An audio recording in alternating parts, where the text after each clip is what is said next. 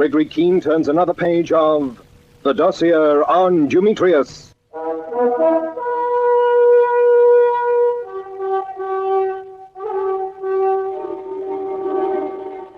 I was trapped in the loft of the Shirley Road warehouse. I knew what I was walking into, but I thought Cutts and I could pull it off alone. We might have, but as I landed on the floor of the loft, as I dropped from the skylight, Hades screamed at me to watch for Yachty Bloom in front. And as she did, Yachty took me in an unbreakable hold from behind. But you know all that and the events that led up to it. Cutts was coming up to the loft to take them by surprise, and now that didn't look like coming off either. Dumetrius sent Yachty down to the landing beneath to see no one disturbed us. So that left Colonel Fentress and the squad of men he had surrounding the warehouse. I'd been wrong for the last time, and the best I could hope for was that Dumetrius wouldn't survive me by very long. But I had to keep him talking. Cutts still hadn't run into Yachty Bloom, so while that 1,000-to-1 chance still held, I had to keep Dumetrius talking. It was only a few hours to go. I stood in the loft with my back to the wall. Dumetrius leaned against the other with a cigarette in one hand and a pistol in the other, with Hades standing rigid beside him. It was a great moment for Dumetrius, the man who was not Dumetrius at all. Do you really expect to prolong your life with such gratuities, Keene? You'll listen. Perhaps you'd repeat what you said. I said you won't let fly with that gun yet, because you must know if I have learned who you are. Oh, you above all men should know who I am. I'm Dumetrius. No, you did well. You destroyed every existing picture of yourself. We didn't find one. Naturally. We found it necessary to get rid of an American named Dossier simply on that account. The fellow was too proud of his camera. You know, you shouldn't have written me that letter. It was childish, a letter in a trunk full of high explosive.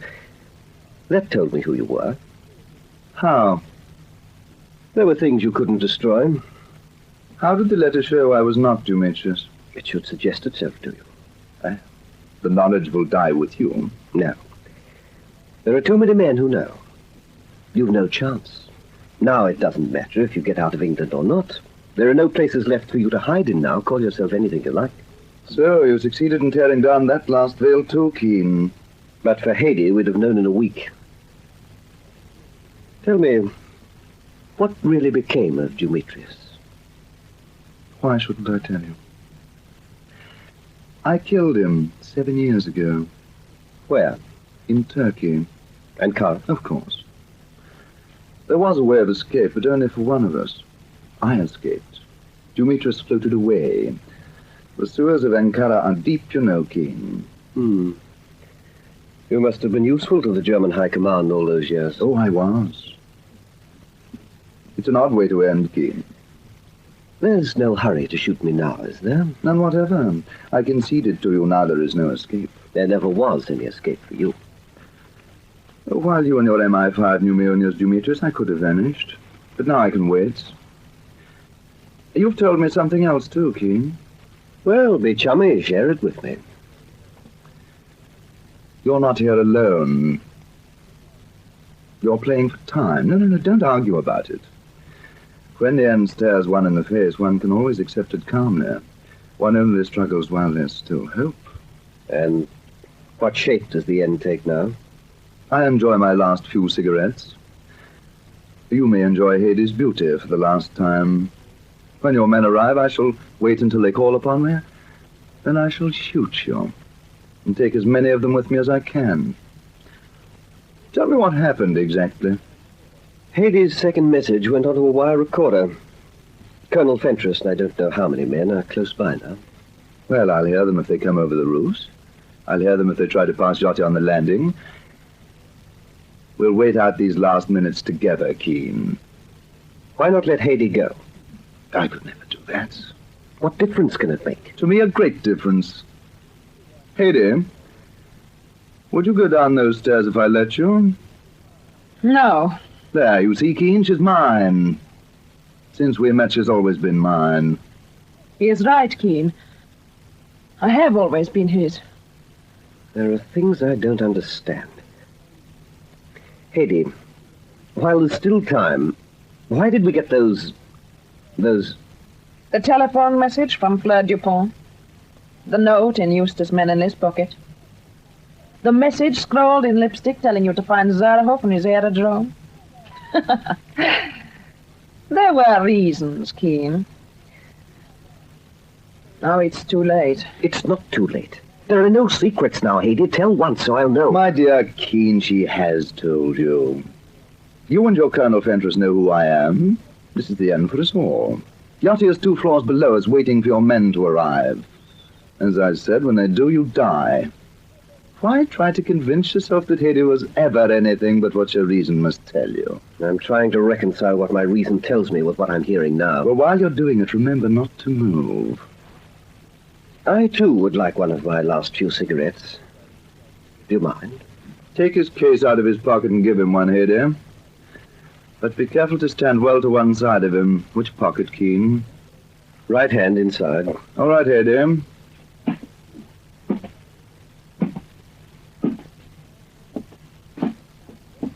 Right hand, inside. Don't move, Keen. Don't move a muscle. Now or a few minutes later won't make much difference, but don't move. Haydée did stand in front of me for an instant. And as she put the cigarette in my mouth and held the match, her lips moved and she said, so quietly that I couldn't be sure there was any sound at all. Trust me. I love you, Keen. Trust me just once more. Then she stepped back to the wall.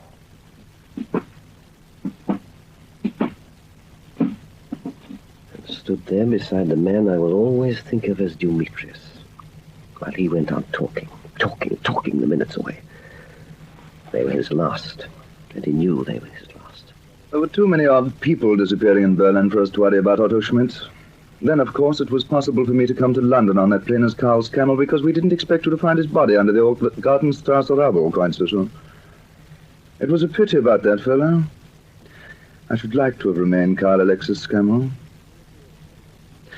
You know, Keen, in military intelligence in Berlin, he was very well liked.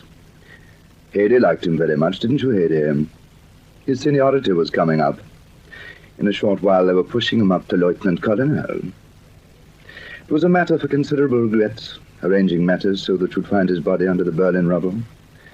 But I had to have that seat on the Berlin plane, and there had to be no immediate search for me in London. It couldn't go on forever.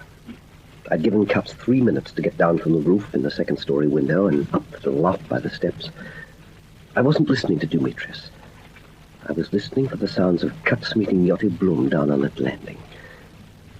If Cuts was still alive, what was he doing?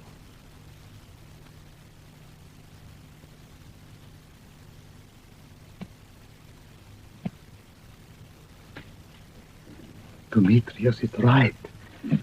Is someone coming up? One only. I'm getting ready. He's getting closer. We're letting him go past. From behind his vest. With the knife. Making no noise. Who's there? Who's that? You're knowing me, Cups. I'm knowing your voice. Long time I'm waiting. Yachty Blum. Long time. I'm waiting to put knife into your cups. You didn't get it. Dead center, Yachty. Gotcha. Still fighting you are. Still fighting. I've been waiting too, Yachty. Maybe I'm done for. You go too. You go too, Yachty. Here, in the dark. The Major and me. We'll get one of you. Quiet, Yachty. Quiet. You'll never get out of this.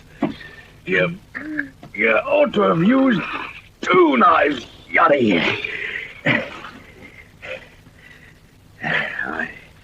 I'm going up to that blooming loft. And no noise. We're not letting him down now. Yachty.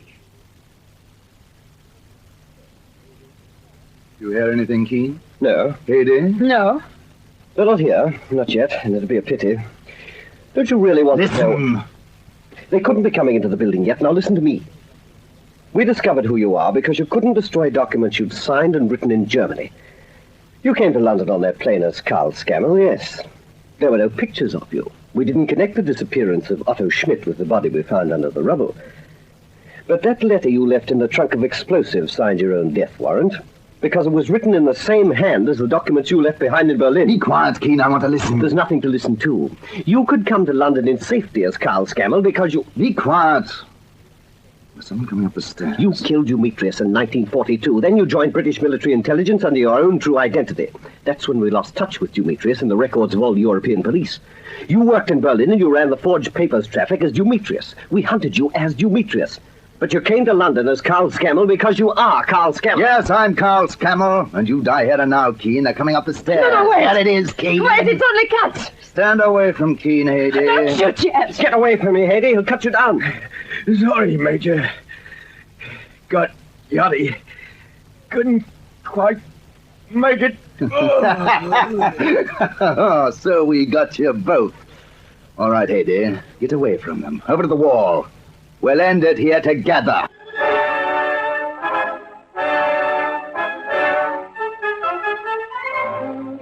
Tom Cutts. My sergeant, Tom Cutts, was hanging on the edge of the trapdoor with Yachty's knife in his back. Haydee was trying to stay between Dumetrius and me. Dumetrius, Karl Alexis Scammell, call him what you like now, stood there like a madman in the center of that warehouse loft. There were 11 hours still to go.